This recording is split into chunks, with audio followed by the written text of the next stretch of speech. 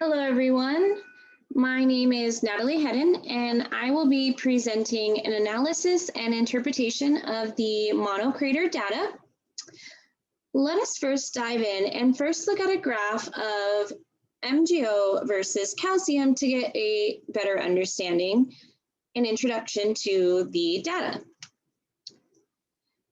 MgO is used on the horizontal axis because it is a good index of differentiation.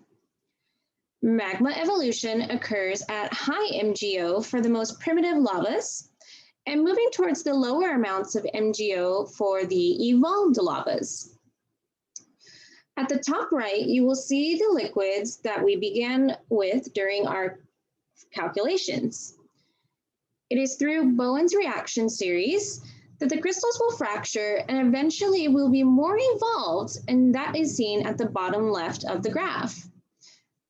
The lower amounts in MgO is actually higher in silica content, and this can be seen on the graphs of MgO versus silica.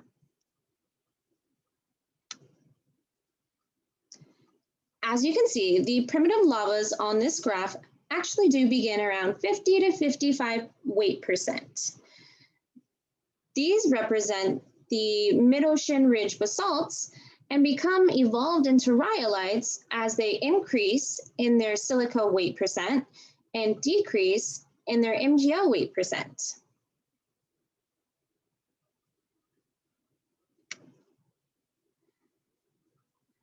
The top box is the partition coefficients, and the second box underneath is the mineral proportions. The mineral proportion box will always have a sum of 1.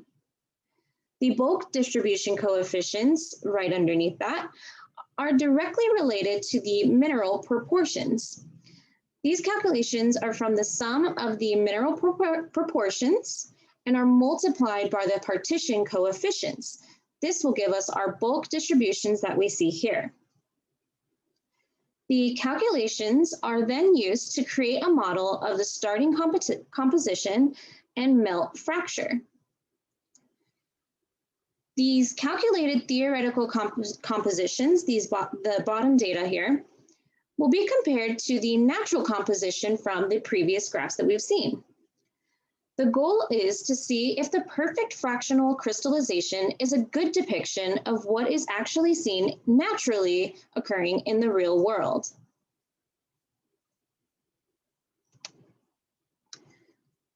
The fractional crystallization and mixing model represents the monocrater data the best as a depiction of what is actually seen in nature.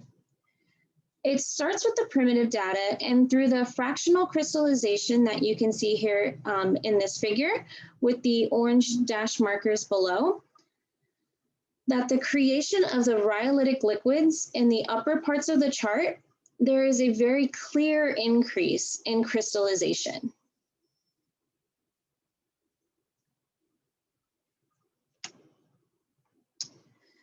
The rhyolitic liquids in the upper part of this graph are created through 70% and 90% fractional crystallization.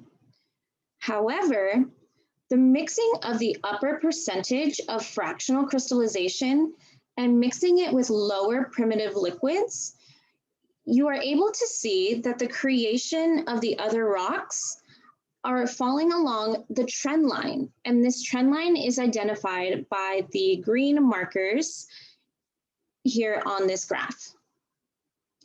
Alrighty, thank you so much for watching my short analysis of monocrater data and fractional crystallization. Thank you and have a good day.